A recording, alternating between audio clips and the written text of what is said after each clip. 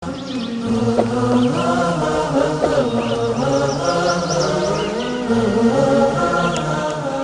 آیات قرآن اطلاعاتی درباره مسائل علمی و اخباری درباره آینده و حقایقی که کسی در آن آگاهی نداشته بیان شده است. شناخته شدن چنین اطلاعاتی با سطح دانش و تکنولوژی آن دوره امکان پذیر نبوده است. بدیهی است که این امر مدرک روشنی است بر اینکه قرآن کلام انسان نیست. قرآن کلام خداوند قادر است که آفریننده همه چیز و همه کس است و علم او تمام آفرینش را در بر می‌گیرد.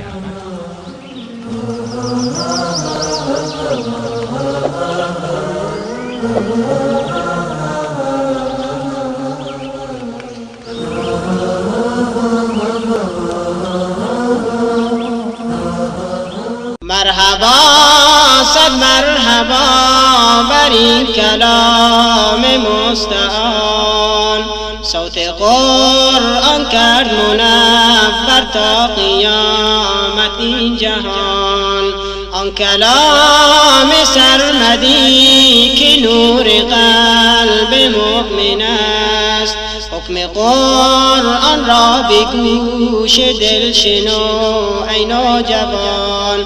حکم قرآن را به گوش دل شنو ای نوجوان. مرحبا صد مرحبا بر این کلام مستعان، صوت قرآن کرد منور تا قیامت این جهان. آن کلام سرمدی که نور قلب مؤمن است، حکم قرآن را به گوش دل شنو ای نوجوان. ای محمد صد سلام بر تو ز گلزار برین، از خداوند کریم و از ملائک اجمعین. چون بشر کرده نجات از برکت تو بالیقین، حامل قرآن شدی از نور رب العالمین. حامل قرآن شدی از نور رب العالمین. مرحبا صد مرحبا بر این کلام مستعان، صوت قرآن کرد منور تا قیامت این جهان. آن کلام سرمدی که نور قلب مؤمن است، حکم قرآن را به گوش دل شنو ای نوجوان. آن کلام سرمدی که نور قلب مؤمن است، تا به محشر از تجاوز حرفش ایمن است. وعده خلاق بی چون است به حفظ این کلام، عاشقان را نور چشم و عارفان را محسن است. عاشقان را نور چشم و عارفان را محسن است. مرحبا صد مرحبا بر این کلام مستعان، صوت قرآن کرد منور تا قیامت این جهان. آن کلام سرمدی که نور قلب مؤمن است، حکم قرآن را به گوش دل شنو ای نوجوان. اعوذ بالله من الشیطان الرجیم. بسم الله الرحمن الرحيم.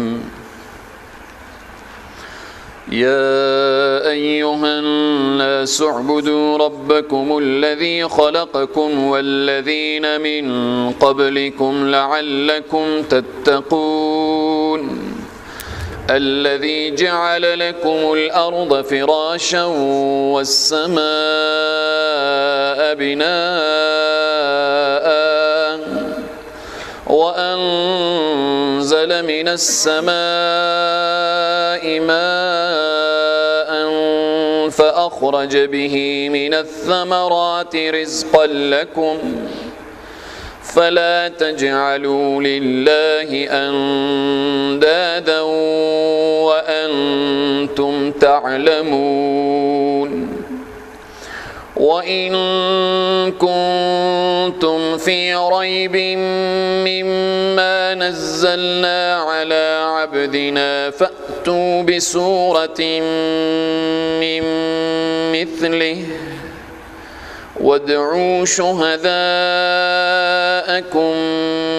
من دون الله إن كنتم صادقين فإن لم تفعلوا ولن تفعلوا فاتقوا النار التي وقودها الناس والحجارة أعدت للكافرين صدق الله العظيم.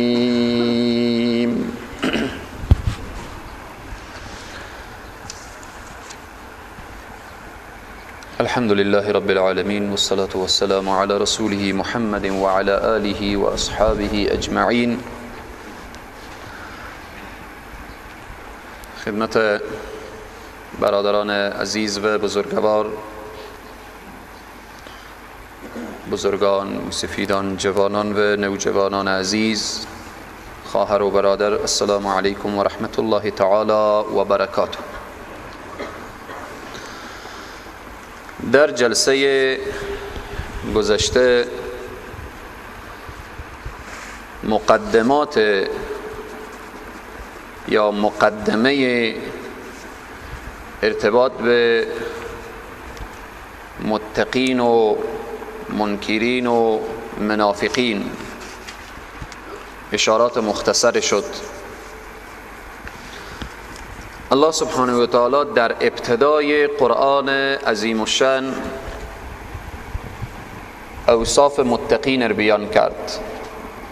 متقین دارای چی صفاتی هستند و دارای چی صفاتی می باشند. بعداً وضعیت کفار را بیان کرد، کفار عنادی که اینها چگونه اوصاف دارند. بعداً اوصاف منافقین را بیان کرد که منافقین دارای چی صفاتی می باشند و چگونه انسان باید منافقین را بشناسد. بعد از این که مقدمه بیان میکنه، حالا قرآن عظیم الشان همه را مخاطب میکنه. ارتباط به یکی دو سوالی که شده بود، اگرچه در هفته گذشته همه موضوعات به صراحت کامل بیان شد، باز هم موضوعی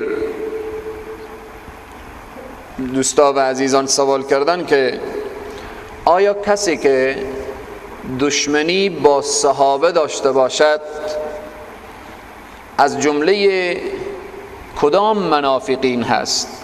آیا این منافق عملی هست یا منافق اعتقادی؟ چیز واضح و مسلمیه که ما و شما عقیده داریم و باور داریم که در قرآن عظیم الشان لا ریب فیه، هیچ شک در قرآن نیه.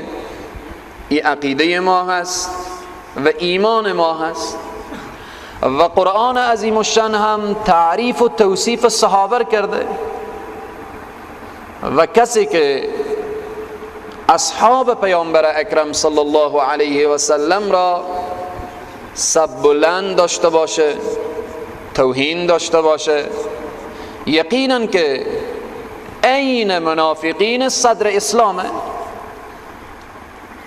و تا حتی سریعتر بگیم که کسی که به اصحاب پیامبر اکرم صلی الله علیه و سلم توهین میکنه، بوی از ایمان در وجود از اونیه. خیلی باید متوجه باشیم.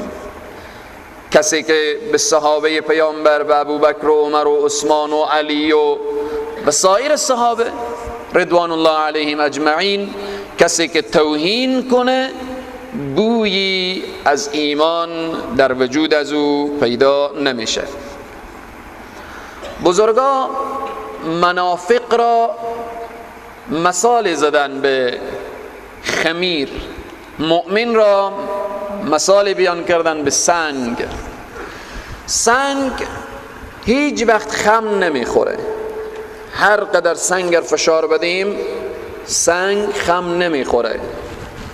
مؤمن هیچ وقت از لحاظ عقیدتی و از لحاظ مسائل دینداری و اینها هیچ وقت به تزلزل و یا بالاخره به دورنگی و اینها مبتلا نمیشه. هرچی که منافق او مثال زدن و تشبیه زدن به خمیر. خمیر به هر شکل ساخته میشه، به هر شکلی. اگر بخوایم یک پرنده هم بسازیم ساخته میشه. اگر بخوایم خلاصه مثل یک ملعبه دست بچه ها، دست اطفال خمیری میدن که او با خوب بازی کنه. یک لحظه او برای خود پرنده میسازه، یک لحظه او برای خود بالاخره یک ملعبه یک چیزی میسازه. بزرگان منافق تشبیه به خمیر زدن. منافق به هر دوران دور میخوره، با هر گروهی خلاصه چرخ میخوره.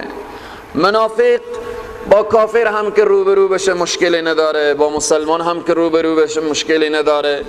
به این ترتیب بناهن خیلی عواقب خطرناک و مسئله خطرناکی داره جریان نفاق و منافق. و منافقت هم خیلی سخته که خدای تبارک و تعالی همه ما و شما و همه امت اسلامی حفظ بفرماید. الله سبحانه و تعالی بعد از بیان مقدمه همه مخاطب میکنه. یا ایها الناس، ای مردمان، ای مردم، یعنی ای مسلمان، ای یهودیت، یا ای یهودی ها، ای مسیحی ها، ای بودایی ها، همه مردم. اینجا مخاطب عام. یا ایها الناس، ای مردم. قرآن عظیم الشان مخاطبین اول ازی کیها بودن؟ عرب ها بودن، یهودی ها بودن، مسیحی ها بودن. عرب ها خدا را عبادت میکردن. ابو جهل به کعبه نمی آمد، ابو جهل هم کعبه طواف میکرد. ابو لهب هم، مشرکین که کلیدار کعبه بودن، متولی بودن، از اطراف کعبه معظمه و مشرفه خلاصه تمام عزت اینا که قرآن عظیم الشان اشاره میکنه لإیلاف قریش ایلافهم رحلة الشتاء والصيف فلیعبدوا رب هذا البيت الذي اطعمهم من جوع و آمنهم من خوف. ای قریش، شما از برکت کعبه دارای امن و امان هستید. شما خلاصه کار و معامله و تجارت شما خوب رونق داره. فلیعبدوا رب هذا البيت، پس عبادت کنید صاحب این خانه را. پس در این آیه مبارکه که میگه یا ایها الناس اعبدوا، ای مردم عبادت کنید ربکم، پروردگار خیشه. یهودی ها خدا را عبادت میکردن، الان خدا را عبادت میکنن. مسیحی ها خدا را عبادت میکردن، الان هم خدا را عبادت میکنن. مشرکین در هر گوشه از دنیا که باشن خدا را عبادت میکنن، ولی در عبادتنا خلل وارد شده. خدا را میشناختن، کعبه میفهمیدن که بیت الله هست و انبیاء علیهم السلام میشناختن. میبینیم که هر یک ادعا میکنه که ابراهیم از ما هست. ما کان ابراهیم و یهودی ولا نصرانی ولکن کان حنیفا مسلما که در سوره آل عمران انشاءالله میخوانیم.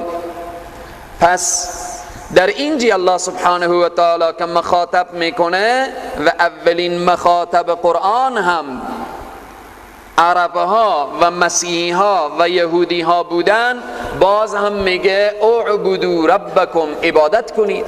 حالا که اینها عبادت میکردن، احبار و رهبان چه کسانی هستند؟ احبار علمای بزرگ، مفتی های بزرگ، مفتی داشتن، هم الان مفتی دارن، علمای بزرگ داشتن، مدرسه داشتن. رهبان به اصطلاح امروزی ما و شما عابدهای بزرگ، صوفیهای بزرگ داشتن، خانقاه داشتن، پیرها داشتن. اما خانقاه اینا، مسجد اینا، عبادت اینا در همه خلل وارد شده بود. در کعبه الله را پرستش میکردن، اما در کنار کعبه 360 بت هم گذاشته بود. لات و عزا و منات و هبل و اینها هم گذاشته بود. در اینجا الله سبحانه و تعالی که میگه یا ایها الناس، ای مردم، اعبدوا ربکم، عبادت کنید پروردگار خیش را. حضرت علامه سیوطی رحمت الله علیه اعبدوا را ترجمه کردن به وحدو، شما الله را عبادت کنید و الله را به یگانگی بشناسید. یا ایها الناس اعبدوا، ای مردم عبادت کنید. اعبدوا یعنی وحدو یا وحدو، شما الله را به یگانگی بشناسید. درسته الله را میشناسید، اما صفات خدایی به غیر الله دادید. نظر و نیاز که اینها خاصه خداست به دیگران دادید. دعا خاصه خداست بر دیگران دادید. شفا کار خداست از دیگران طلب کردید. پس چکار کنید؟ اعبدوا ربکم. در اینجا هم دعوا و هم دلیل. در سوره بقره الله سبحانه و تعالی در 3 جا دعوا به همراه دلیل بیان میکنه. اصل و لب و لباب سوره بقره و تا حتی کل قرآن عظیمشان میبینیم بحث توحید، بحث معاد، بحث نبوت. اصل و هدف از نزول قرآن اینه که انسانها موحد بشن، انسانها یکتاپرست بشن، انسانها فقط بنده الله باشن.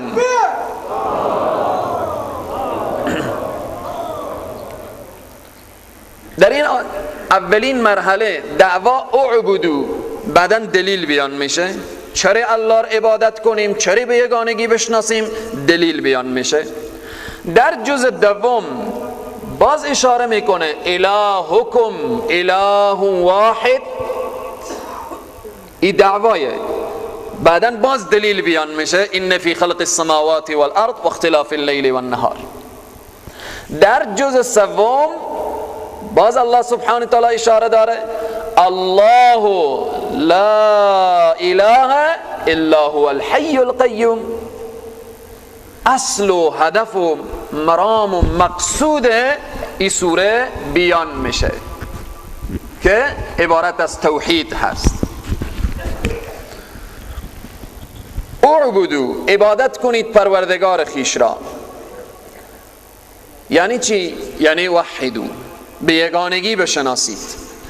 چون گفتیم مسیحی ها هم عبادت میکردن، یهودی ها هم عبادت میکردن، مشرکین هم عبادت میکردن، ولی عبادت اینا مشکل پیدا کرده بود. یعنی شرک در توحید خلط شده بود، مخلوط شده بود.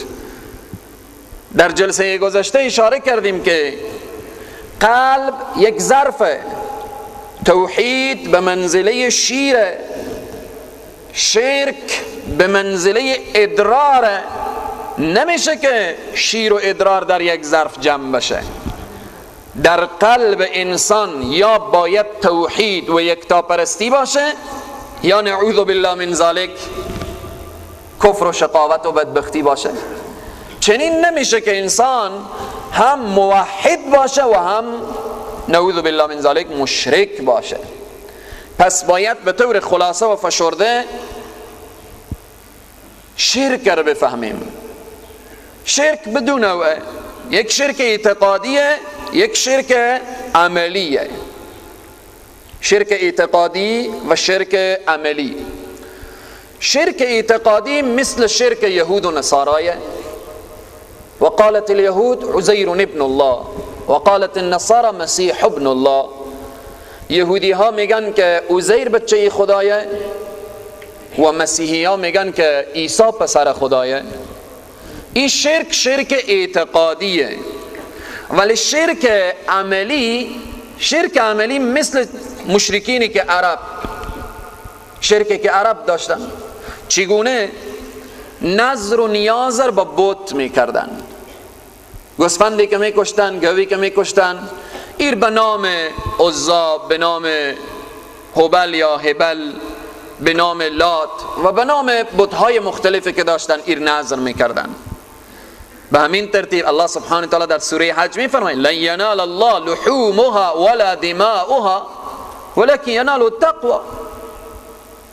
گوسفند در میکشتن، می آوردن گوشت و خون از رو به دیوارای کعبه میمالیدن، فکر میکردن که این به خدا میرسه. نه، ولکن ینال التقوى، تقوا به خدا ترسی شما به نزد الله سبحانه و تعالی ارزش داره. نظرهای بیجا، این شرک چیه؟ شرک عملیه.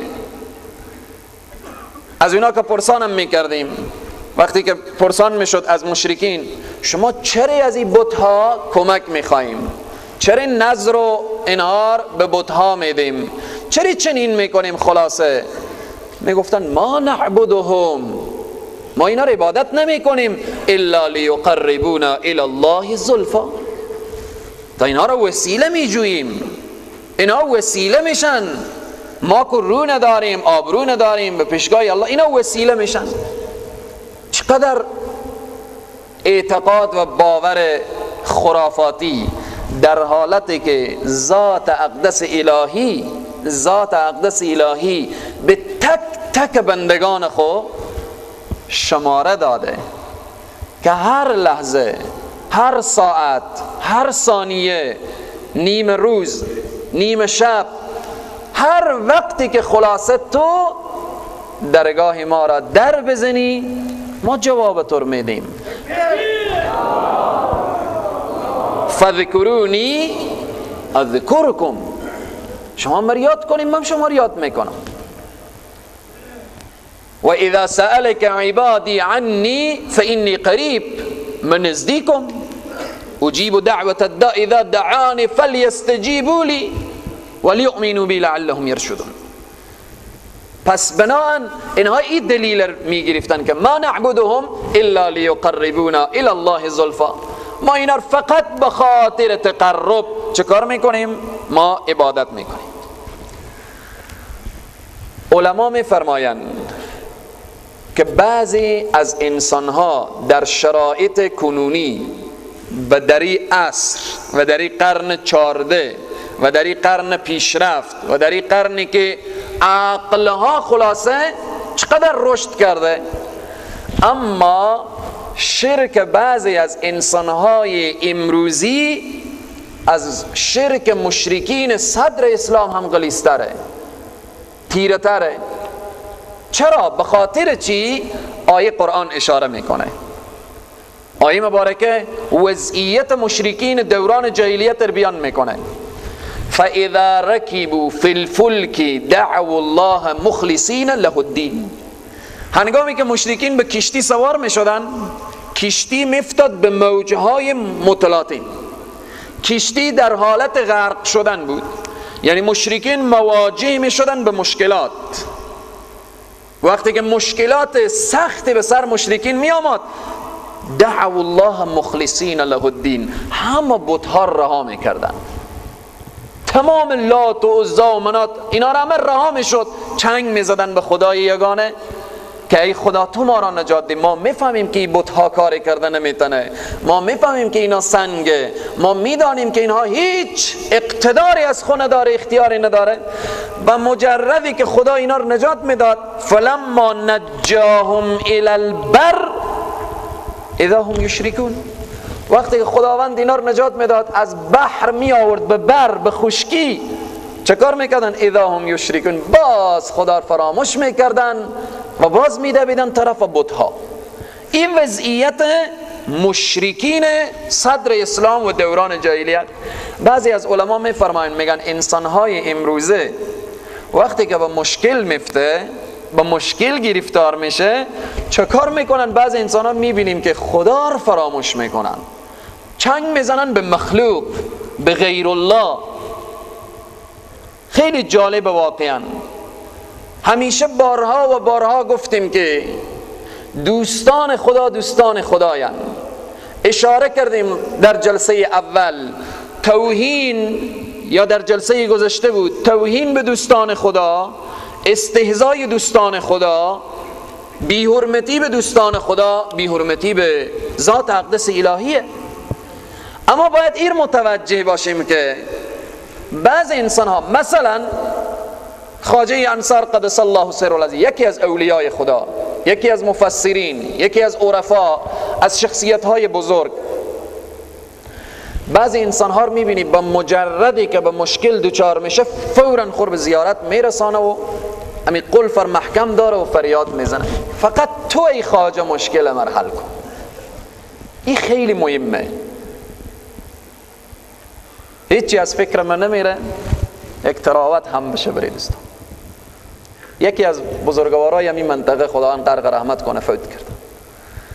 اینا قصه میکردن، میگفتن که من یک روزی بم کنار مرقد حضرت خواجه صاحب ششته بودم، یک زن آمد همین قلفر گرفت که یا حضرت خواجه دیگه پسر امام است تو.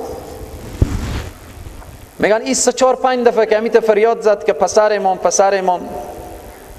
این بزرگوار گفتن آیسته من بیامدم از این پشت صندوق حضرت خواجه صاحب گفتم که برو به تو پسر میدیم. وی صدامه که تم مرقد پیچید ایک بشنید، میگیم تو جیغدات کشیده و فریاد زده که حضرت خواجه صاحب به من هم گفتم پسر میدم و هم خودم گپ زدم. ببینیم شما، یعنی این موضوعی که چشم دیده نه. اما دوستان خدا رو وسیله کردن. خدایا اگر این خواجه انصار به نزد تو قرب و منزلت داره، خدایا به قرب و منزلت اولیا، به تقوای خواجه انصار، به اعمال صالحه خواجه انصار، خدایا به زهد و تقوای خواجه انصار مشکل مرحل کن. این مشکلی نداره، اما ای که مستقیم خدا رو فراموش کردن فقط تو بدی بری ما، این چنین شرک از شرک دوران جاهلیت هم غلیظ‌تره. این خیلی غلیظه. یا ایها الناس اعبدوا، ای مردم اعبدوا عبادت کنید ربکم، پروردگار خیش را. این دعوایه، دلیل بیان میشه چرا پروردگار را عبادت کنیم، چرا او به یگانگی بشناسیم. الذی، آن ذاتی که خلقکم، خلق کرده شما را، آفرید شما را، والذین، و کسانی که من قبلکم، قبل از شما بودن. یعنی الله که خالق شما هست، خالق آبا و اجداد شما هم هست. آبا و اجداد هم الله خلق کرده. لعلکم تتقون، وقتی که شما الله رو به یگانگی بشناسیم ثمره و نتیجه چی میشه؟ شما با تقوا میشیم، شما پرهیزگار میشیم. شما شرک که از وجود خود، از زندگی خود دور ساختیم، با تقوا میشیم. با تقوا که شدیم بهشت اعدت للمتقین، آماده شده برای پرهیزگاران. انسان در کنار شرک و خرافات و در اینها با تقوا نمیشه. اینا که از زندگی خود دور ساخت میشه متقی. متقی که شد خداوند همه نعمتهای بیشتر برای متقیا وعده داده. الذی، آن ذاتی که جعل گردانیده لکم، برای شما، الارض، و زمین را، فراشا، زمین را بساط گردانیده، و السماء بناء، آسمان را سقف کرده، و انزل من السماء، و فرود آورده او ذاتی که از آسمان آبر، باران. سما هرچی که بلند سر باشه او سما میگن، هرچی که فوق باشه او سما میگن. فاخرج به من الثمرات، او ذاتی که پس بیرون کرد از همین زمین به وسیله همین باران، من الثمرات، از میوه ها، رزقا لکم، تا روزی باشه برای شما. خب این چنین ذاتی که این همه نعمت‌ها داده، از نعمت‌ها استفاده میکنیم. باران چقدر مفیده، میوه هایی که من و شما در این فصل قرار داریم که هر روز، هر ساعت، هر ثانیه میبینیم چگونه میوه های به بازار عرضه میشه. فصل بالاخره سرسبزیه. اللهی که همه نعمت ها داده، پس تو چی مسئولیت داری ای انسان؟ فلا تجعلوا لله اندادا، پس نگردان برای خدا همتایی. نگو دیگه که مثل خدا فلانی هم غیبر میفهمه، عطای ابوالفضل مثل عطای خدای، نعوذ بالله من ذالک. ایتا نگو دیگه. و انتم تعلمون، حالا که شما میدانید. مخاطب اولین قرآن، مخاطب اولین که گفتیم عرب بود، مشرکین خوب میفهمیدن. مشرکین عقیده داشتن به چند چیز. میگفتن که خالق ما الله است، خالق آبا و اجداد ما الله است. مشرکین میگفتن که اللهی که زمین رو برای ما فرش کرده، اللهی که آسمان رو به ما سقف کرده، اللهی که از آسمان باران رو نازل میکنه، اللهی که میوجات برای ما روزی ساخته. اینا رو مشرکین خوب میفهمیدن. قل من یرزقکم من السماء والارض اما یملک السمع والابصار والافئده. وقتی از مشرکین پرسان بشه چی کسی آسمان خلق کرده، چی کسی زمین خلق کرده، چی کسی اینا را آفریده، لیقولن الله. هر اینا میگن که خالق اینا همه خدا هست. پس خدا را خوب میشناختن. خدای تبارک و تعالی به اینجا اشاره میکنه و انتم تعلمون، حالا که شما خوب میدانید که خالق شما کی هست، رازق شما کی هست، مدبر و تدبیر کننده ای جهان کی هست. وقتی خوب میفهمیم و میدانیم، چرا برای خدا همتای قرار میدیم؟ فلا تجعلوا لله اندادا، پس نگردانید برای خدا همتای، مثل، مانند. خدای تبارک و تعالی خدا هست. انبیاء علیهم السلام همه آمدن تا درس توحید رو بدن. انبیاء علیهم السلام آمدن تا این که بندگان الله رو با الله آشنا کنند. اما امروز متاسفانه بعضی انسانها درس توحید رو میدن به جامعه. موحد باشیم، یکتا پرست باشیم، از غیر خدا کمک و استعانت نخواهیم. باز خدای نخواسته یک نیشی به دوستان خدا هم میزنن. بحث دوستان خدا بحث جداییه. الله سبحانه و تعالی دوستان خود خیلی دوست داره. من عاد لی ولیا فقد آذنته بالحرب، حدیث قدسیه، همیشه تکرار میکنیم. الله میگه کسی که با دوستان ما دشمنی کنه، میگه ما با او اعلان جنگ میکنم. ما با او اعلان جنگ. دوستان خدا دوست خدایان. پس وقتی بحث توحید می آیه، یکتا پرستی می آیه، گفته میشه که موحد باشیم، یکتا پرست باشیم، از غیر خدا چیزی طلب نکنیم. خدای نخواسته اینا بی احترامی به دوستان خدا و اولیای خدا نیه. خواجه انصار قدس الله سره العزیز تمام کتابای اینا رو برداریم. خواجه انصار استادهای شریعت و طریقت دارن. خواجه انصار هم مفسرن هم محدث. تمام کتابای اینا رو که برداریم میگن الهی الهی الهی، با خدا راز و نیاز میکنن، با خدای تبارک و تعالی ارتباط برقرار کردن که فضل الله سبحانه و تعالی شامل حال نشده. فلا تجعلوا لله اندادا و انتم تعلمون، پس برای خدا همتای نگیرید و انتم تعلمون، حالا که شما خوب میدانید که خداوند ذاتیه که بی نیاز هست.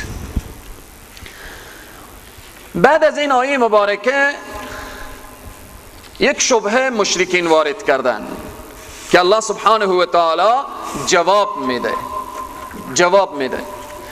مشرکین گفتن این خدایی که تو معرفی کردی که درست ما قبول داریم، الله خالق ما هست، رازق ما هست، باران را الله میده، میوه را الله میده، رزق و روزی را الله میده، اینها درست ما قبول داریم.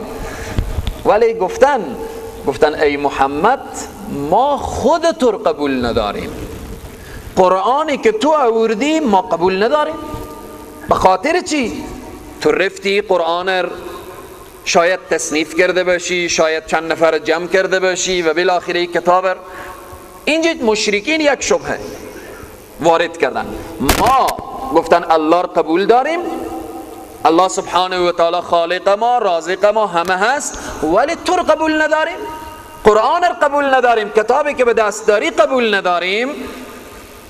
وقتی که مشرکین شبهه را آوردن، الله سبحانه و تعالی جواب میده و این کنتم فی ریب، اگر هستید شما در شک، شما شک دارید، مما نزلنا، او چیزی که ما نازل کردیم، علی عبدنا، بر بنده ما، یا شما شک دارید بر چیزی که در دست بنده ما هست که با او نازل کردیم که قرآنه، یا شما شک داریم بر چی؟ بر پیامبر اکرم صلی الله علیه وسلم، بر بنده ما. شما که به این قرآن شک دارید، فأتوا بسورة من مثله، پس بیاورید یک سوره مثل قرآن، یک سوره بیاورید. هر پیامبر معجزه داشت، هر پیامبر معجزه داشت، ولی معجزه هم مطابق به هر عصر بود. به زمان حضرت موسی علیه السلام سحر و جادو به اوج خود رسیده بود، خیلی سایرای بزرگی بودن، جمع شدن که حضرت موسی به سحر و جادو به اصطلاح بند بیاورن. خدای تبارک و تعالی به حضرت موسی میگه بند عصا خور. حضرت موسی عصا میندازه، تمام مارها و گژدمهای ساحرین همه میبلعه، همه میخوره، همه ماتون مبهوت میمانن. مطابق به عصر و همون وقت و زمان معجزه میآمد. به زمان حضرت عیسی علیه السلام طبابت به اوج خود رسیده بود، طبابت به اوج خود رسیده بود، ولی عاجز بودن. ابرص، شخص پیسر، چکار کنن؟ تداوی کنن. همینجا خوب یک نکته اشاره کنم، بعضی وجودها داغ میفته، تپه میفته، بین جامعه ایر به شکل حقارت میبینن. شکل چی؟ به شکل حقارت. یک نوع مریضیه که در وجود بعضی انسان ها میآید. خدای نخواسته چنین نیه که یک نفر گناه کرده باشه خداوند جل جلاله او رو به بین جامعه چنین مرضی دوچار کرده باشه. نه خیر، هر کس اگر چنین فکر در ذهن داشته باشه، یک لحظه گناهان خود خوردم رو بیایه، مگر 500 دفعه خداوند او مسخ میکرد. در این قسمت باید بین جامعه میگن فلانی پس شده. یک نوع مریضیه، یک نوع ویتامینی از وجود بعض انسان ها کم میشه، در وجود انسان لکه ها و تپا پیدا میشه، ولی تا همون ویتامین در وجود پیدا بشه، او لکه ها گم نمیشه از وجود. در زمان حضرت عیسی علیه السلام طبابت به اوج خود رسیده بود. ابرصر اطباء عاجز بودن. حضرت عیسی معجزه نامی بود که دست خورم رو ابرص میکشید، جا در جا خوب میشد باذن الله سبحانه و تعالی. کور مادرزاد، همین امروز در دنیا هیچ امکان نداره کور مادرزاد در کسی بینا کنه. کور مادرزاد بینا نمیشه. حضرت عیسی معجزه نبود، بالا چشمان کور دست میکشیدن، کور نابینا بینا میشد. این معجزه حضرت عیسی علیه السلام بود، در حالتی که در زمان حضرت عیسی طبابت به اوج خود رسیده بود. بزرگترین اطباء به وقت و زمان بودن. به زمان پیامبر اکرم صلی الله علیه و سلم فصاحت و بلاغت به اوج خود بود. شعرهای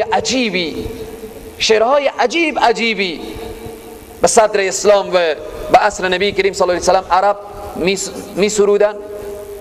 شعرهای عجیبی گفته می شد، یعنی فصاحت و بلاغت به اوج خود بود. در همون وقتی که فصاحت و بلاغت به اوج خود بود، قرآن بزرگترین معجزه پیامبر اکرم صلی الله علیه و سلم. قرآن میگه شما که خیلی شاعریم، شما خیلی فصیحیم، شما خیلی بلیغیم، خب بیاریم یک سوره مثل سور قرآن، یک سوره بی سورتین. این تنوین ایر نشان میده که یک سوره مثل سوره بقره نه، مثل سوره آل عمران نه، مثل سوره نساء و مائده و انعام و اعراف نه، یک سوره مثل سوره کوثر بیاریم. انا اعطیناک الکوثر فصل لربک وانحر ان شانئک هو الابتر. مثل می سوره یک سوره بیاریم که 3 آیه باشه. شما اگر به این قرآن شک داریم بیاییم دیگه این میدان تمام پهلوان ها و بت ها و همه بالاخره حامیان و همه اینا رو جمع کنیم. در سوره اسراء قرآن عظیم الشان میگه قل بگو قل لئن اجتمعت الانس والجن على ان یأتوا بمثل هذا القرآن لا یأتون بمثله. اگر جن و انس جمع بشن که مثل قرآن بیارن هرگز نمیتونن، هرگز. این معجزه قرآنه، معجزه پیامبر اکرم صلی الله علیه وسلم. اینجا قرآن اشاره میکنه خب فاتو به صورت مثلی. شما که شک داریم، شما که پیامبر قبول نداریم، کلام پروردگاری که به دست پیامبر آمده و نازل شده شما قبول نداریم، چه کار کنیم؟ ودعوا شهداءکم من دون الله، لات و عزی و منات خورم بخواهیم. او 360 بوتی که به کنار کعبه اونا رو به کمک بخواهیم من دون الله، غیر از خدا. چون مشرکین خدا رو قبول داشتن. خدای تبارک و تعالی میگه غیر از الله، غیر از من، دیگه از هر کس بریم کمک بخواهیم. این کنتم صادقین، اگر شما راست میگیم، اگر راست میگیم این کلام کلام بشره، این کلام کلام محمده صلی الله علیه وسلم، شما بیاریم. اما این کلام کلام رب العالمینه، این از جانب الله سبحانه و تعالی نازل شده. فإن لم تفعلوا، الله سبحانه و تعالی چقدر جوابهای دندان شکن میده.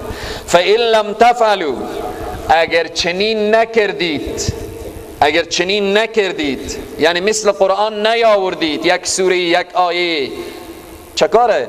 ولن تفعلوا، خداوند خوب اونا رو تیز میکنه، ولن تفعلوا، هرگز هم این کار شما کرده نمیتوانید.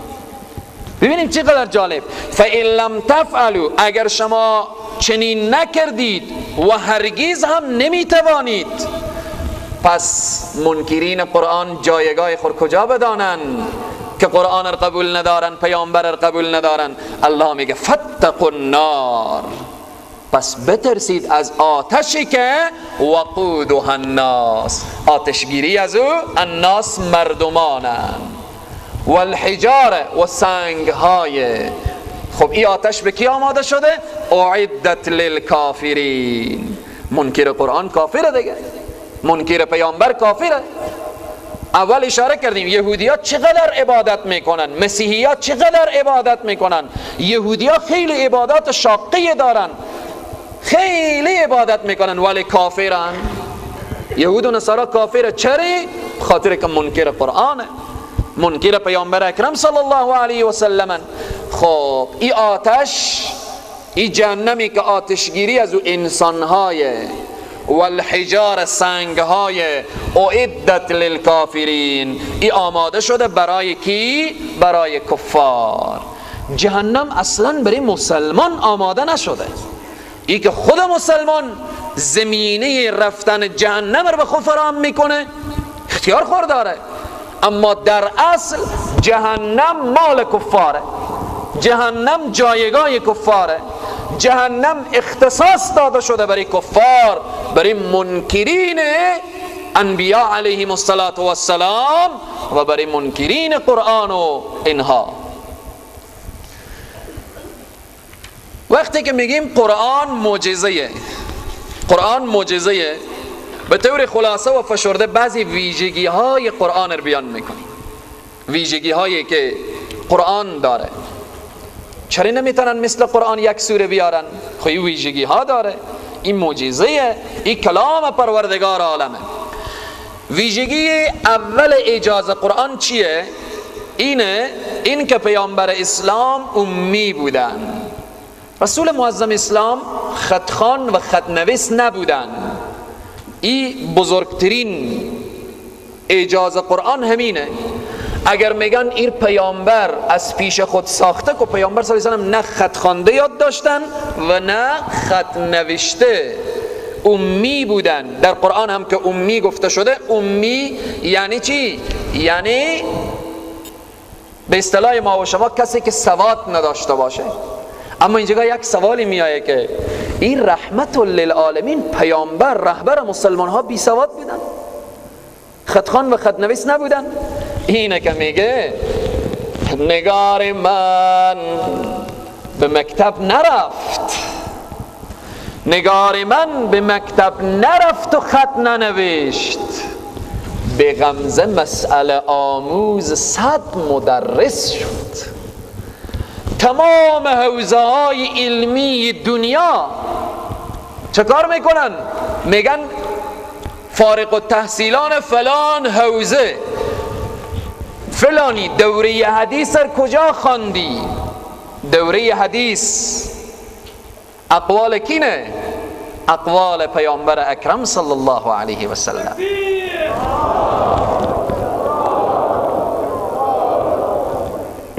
الله سبحانه و تعالی مستقیم پیامبر خود چه کار میکرد؟ کنترل میکرد.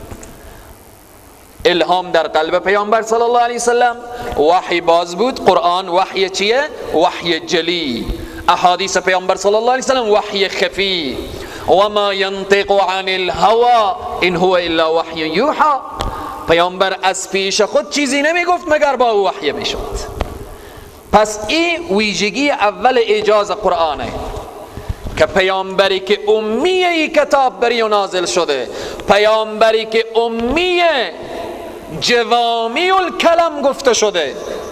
یک کلمه پیامبر صلی الله علیه وسلم کتاب ها اندر کتاب بالی از او نوشته شده. رسول معظم اسلام میفرمایند الدین النصیحه، الدین النصیحه. اگر ساعتها بر رو از این دو کلمه ما صحبت کنیم و مؤلفای دنیا، قلم بدستان دنیا هزارها کتاب بنویسن با همین دو کلمه، نمیتونن شرح این دو کلمه رو بدن.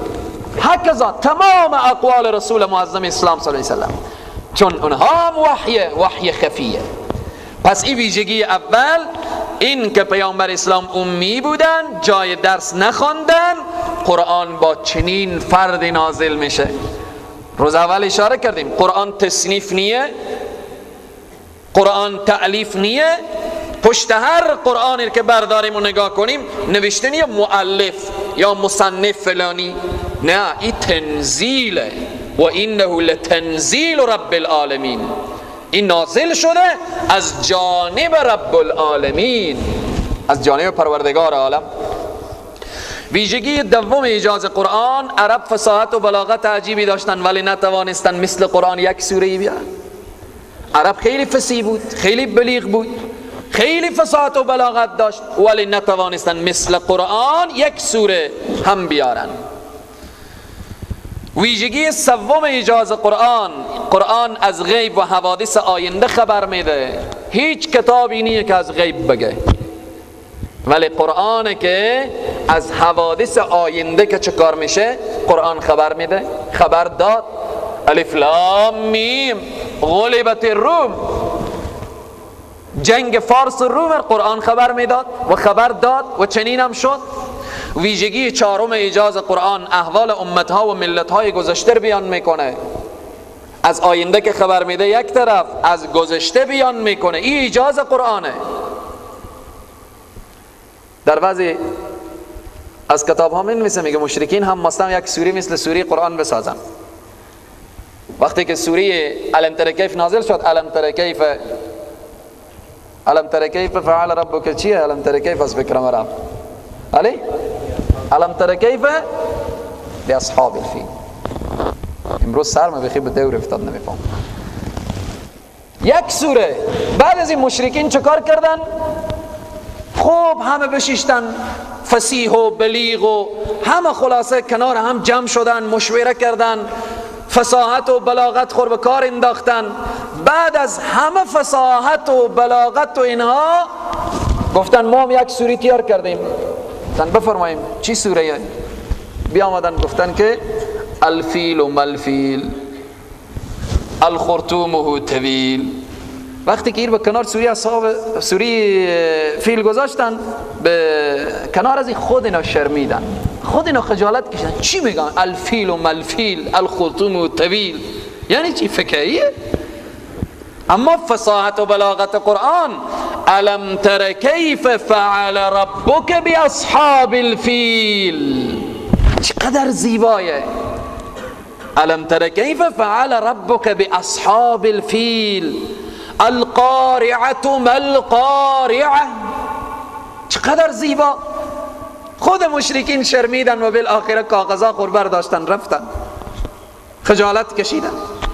پس اینه که از اعجاز قرآنه که قرآن عظیم الشان ویژگی چهارمی ای بود که احوال امتها و ملتهای گذشته بیان میکنه. ویژگی پنجم، رازهای درونی قرآن فاش میکنه. رازهای درونی. یهود با مکر درونی که داشتن، در دل چیزی که داشتن، می آمدن به جلسه پیغمبر صلی الله علیه و آله، باز بعداً میخوانیم، میگفتن راعینا. راعینا در عربی یعنی متوجه ما هم باش، رعایت حال ما هم بکن. اما یهود می آمدن به جلسه پیغمبر صلی الله علیه و آله میگفتن راعینا. یک توجیه، راعینا در لفظ یهودیت به معنای احمق و نادان معنا میده. پیغمبر رو مخاطب میکردن، پیغمبر صلی الله علیه و آله نمیفهمیدن، صحابه نمیفهمیدن، اما این چیزی که در درون سینه های یهود پوشیده بود. یا چه کار میکردن؟ میگفتن راعینا، کمی کش میدادن. همیشه بارها و بارها گفتیم متوجه باشیم که دشمن با زبان خود من و شما ضربه میزنه، چی برسه به عملی. با زبان خود، با چشم خود، با دست خود، با فکر خود، با افکار خود دشمن خلاصه دشمنی میکنه به هر حالتی که باشه.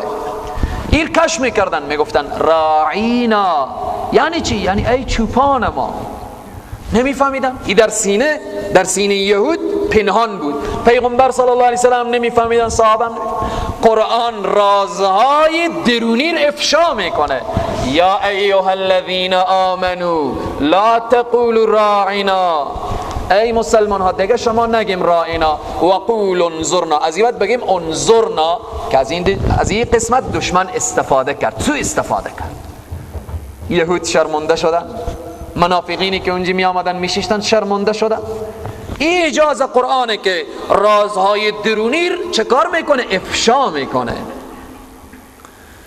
ویژگی ششم از اجازه قرآن، از خواندن قرآن کسی خسته نمیشه. از خواندن قرآن کسی خسته نمیشه، دل انسان رو نمیزنه. همین بزرگوارا و موسفیدایی که به می صف ششته هم از اینا پرسان کنیم، میگم روز 4 جز 5 جز 10 جز. همال ما موسفیدای 90 ساله داریم، روز 10 جز قرآن میگن ما تلاوت میکنیم، 5 جز قرآن تلاوت میکنیم، خستم نمیشن، دلرم نزده. هر کتابی که به اندازه‌ای که قرآن تلاوت میشه اور تلاوت کنیم انسان خسته میشه. 100 صفحه ور داریم شما به زبان فارسی، لسان ما و شما فارسیه، یک کتابی رو به زبان خود به زبان مادری که است برداریم مطالعه کنیم، 100 صفحه بخونیم خسته میشیم، در حالی که میفهمیم که چی میگی، او چی میگه و شما چی میخوانید. خوب میفهمیم. قرآن عظیم الشان که خیلی کسانی به معنا و مفهومی رو نمیفهمه، خیلی اشخاص عمر خود قرآن خونده معنای رو نفهمیده، اما دل از اون نزده، خسته نشده. این چیه؟ این اعجاز قرآنه، این معجزه بودن قرآن رو نشان میده. ویژگی هفتم اعجاز قرآن، حفظ قرآن به عهده خداونده. یک حرف از قرآن پایین و بالا نشده و نمیشه. انا نحن نزلنا الذکر و انا له لحافظون. خدا میگه ما قرآن رو نازل کردیم، از قرآن هم حفاظت میکنیم. هر کتابی قول ضعیف خورداره، هر کتابی، اما قرآن کتابیه که ذالک الکتاب لا ریب فی، در از هیچ شکی نیه، هیچ تردیدی نیه. پس این چیه؟ این اعجاز قرآنه، این معجزه از جانب الله سبحانه و تعالی. ویژگی هشتم از اعجاز قرآن اینه که حافظ زیاد داره قرآن عظیم الشان. غیر از قرآن دیگه هیچ کتاب حافظ نداره که کل کتاب کسی حفظ کرده باشه. کل کتاب چنین دقیق، چنین واضح و صریح. اما یگانه کتابی تا حتی از کتاب‌های آسمانی و غیر آسمانی تورات حافظ نداره، انجیل حافظ نداره، زبور حافظ نداره، کتابای آسمانی و غیر آسمانی حافظ نداره. قرآن که حافظای زیادی داره. حافظات چگونه حافظایی؟ عرب که حافظ قرآن میشه که لسانیونه، عجم، ترک، تاجیک، همه میبینیم حافظ قرآن. لسان چیه؟ ترک و تاجیک، پشتونه. عربی هیچ بلد نیه، هیچ عربی رو نمیفهمه. فرق قم تا به اجلس سر نمیکنه، یعنی یک برخیز و بنشین به عربی نمیفهمه چی معنا، اما حافظ قرآنه. چکار میشه؟ در رمضان به محراب استاده میشه، کل قرآن رو تا حتی اشتباه هم نمیکنه، صحبی هم نمیشه. بچه 7 ساله هم حافظ کل قرآن شده، مرد 70 ساله هم حافظ کل قرآنه. این از جمله چیه؟ این اعجاز قرآنه، این اعجاز قرآنه. بچه 6-7 ساله، ما به می دارالعلوم بچه هایی داریم که یعنی 7 ساله هن، 8 ساله هن، حافظ کل قرآن عظیم الشأن، حافظ کل قرآن عظیم الشأن. این اعجاز قرآنه، این معجزه، این هیچ کتاب دیگری چنین جایگاهی نگرفته و نمیگیره هم، چون قرآن کتابیه که از جانب رب العالمین نازل شده.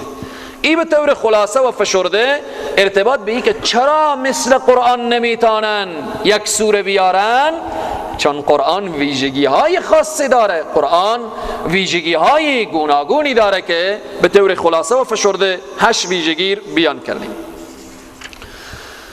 در آیه مبارکه آمد وقودها الناس والحجاره، آتشگیری های جهنم مردمانن و الحجاره و سنگ های. جهنم آماده شده برای کفار. کفار هم چه کار میکنن؟ بت پرستش میکنن. ارتباط به حجاره، سنگ خیلی مهمه.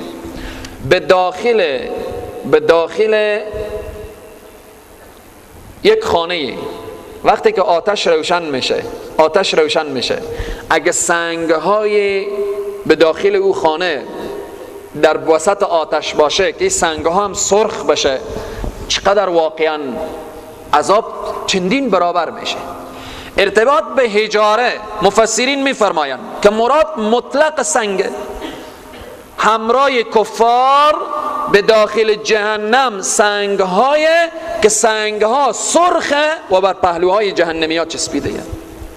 چقدر سخته. بعضی از مفسرین دیگه میفرمایند که منظور از حجاره بت‌های مشرکینه، بت‌هایی که از سنگ اونا رو میتراشوندن بعد پرستش میکردن. خداوند اونا رو همراه بت‌های اینا به جهنم میبره. میگه شما که این لات و عزا و هبل و منات و این بت‌های 360 بت کنار کعبه و اینا شما که پرستش میکردیم، نظر و نیاز به اینها ایثار میکردیم، از اینا کمک و استعانت میخواستیم، اینا به داخل جهنم کنار شما بگیریم، پیش از اینا زاری کنیم که شما رو نجات بده. بعضی از مفسرین میفرمایند که منظور از حجاره سنگ هایی که اونها پرستش شدن. در تمام دنیا هر بتی که ساخته شده در تمام دنیا در روز قیامت اینها به جهنم به همراه همان مشرکین به جهنم انداخته میشن. خوشا به حال مشرکی که توبه کنه، وقتی که توبه کرد از دنیا با ایمان بره، خوب به جهنم نمیره، روی بتر نمیبینه. فقط بت پرستا و مشرکین که در حالت بت پرستی از دنیا رفته باشن، بت‌های اینا به همراه اینا به جهنم میفته. همین بت‌های بامیانه که ما و شما شنیدیم. بت‌های بامیان چقدر بزرگه، چقدر واقعا که اونها از بین برده شد، ولی باز حال آهسته آهسته شروع به ساخت سازی و اینهایه. اما اینها چه کار میشه؟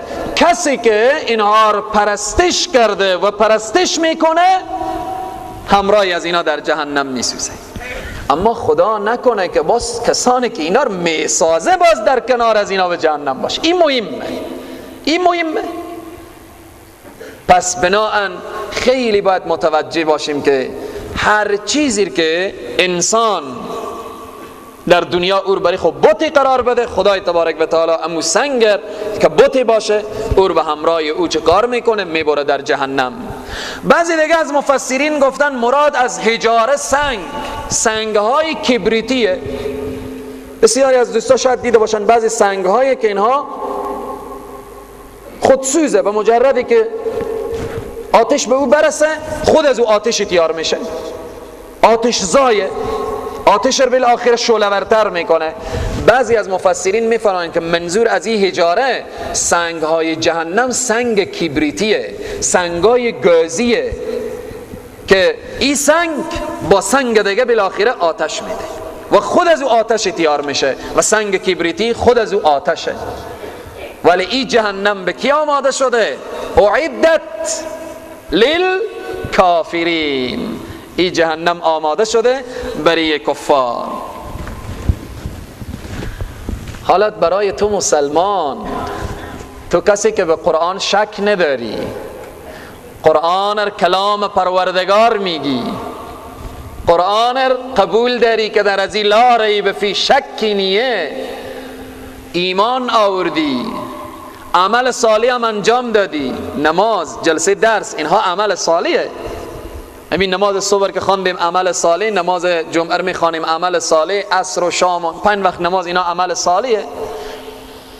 خب تو انسانی که یه اعمال صالحه را انجام میدی، به قرآن هم ایمان داری، شک و تردید هم نداری، حالا برای تو چی آماده شده؟ پیشتر که خیلی واقعا سخت گفت، جهنمی که وقودها الناس والحجاره اعدت للکافرین. حالا برای تو مسلمان، برای تو کسی که در جلسه قرآن حضور داری، برای تو خواهری که با حجاب اسلامی زندگی میکنی، برای تو برادر و خواهری که فرمان الله را درست و صحیح به جا میکنی، نواهی الله را درست و صحیح ترک میکنی، حالا دیگه گوش کش که برای تو چی آماده شده. و بشر الذین آمنوا، بشارت ده، مجده بده، الذین کسانی را که آمنوا ایمان آوردن. مجده برای من و تو هستی مسلمان. خدای تبارک و تعالی ایمان من و تو صحیح و سالم داشته باشه، با ایمان بمیرانه، با ایمان زنده بگردانه. خیلی مهمه که به لحظات اخیر خدای نخواسته سلب ایمان نشه انسان. این دعا رو بکنیم که در لحظات اخیر خیلی مهمه. و بشر الذین آمنوا، مجده بدی بر کسانی که ایمان آوردن و عمل صالح انجام دادن. اینا اعمال صالحه، همین نماز، قرآن خواندن، کار و معامله حلال انجام دادن، اینا اعمال صالحه. در این عصر و زمانی که هر خواهری که با حجاب اسلامی و با عزت و با عفت زندگی میکنه اعمال صالحه و عمل الصالحات. خب برای از اینا چی هست؟ ان لهم جنات تجری من تحتها الانهار، همانا برای ایشان جنات، باغها است. الله اکبر، باغها هست، تجری من تحتها الانهار، که جریان داره از زیر درختان. از اینا چی؟ الانهار، جوها. الانهار جوهای. خدای تبارک و تعالی در باغهای بهشت جوهای آماده ساخته که در سوره محمد صلی الله علیه و سلم بعداً میخوانیم که یک گلاس شیر به دنیا برای من و تو درست و صحیح میسر نمیشه. وقتی میسر هم شد میگن زیاد نخور که شاید که معده درد بشی، در هوای گرم ننوش، در چی فصل بنوش، چنین حرفا. اما بهشت انهار من لبن لم یتغیر طعمه، اصلا مزیو تغییر نمیکنه، تاریخی تیر نمیشه. و انهار من خمر لذت للشاربین، جوهای از شراب. ای انسان، تو کسی که با شراب گندیده دنیا که رجس من عمل شیطان گفته شده، تو کسی که به شراب دنیا رو به لب نگذاشتی، این شراب در انتظار تو هست. شرابی که لذیذه، با لذته. و دیگه چیه؟ و انهار من عسل مصفا، یک شیشگک خورده عسل من و تو میریم بالاخره از بازار بگیریم، یکی میگه عسله، یکی میگه نیه، یکی میگه شکر داره، یکی میگه بالاخره اصلیه یا نیه. الله میگه جوهای عسل برای تو آماده شده، عسل مصفا، پاک، پاکیزه. به به به. ولهم فیها من کل الثمرات، در بهشت برای تو هر نوع میوه آماده شده.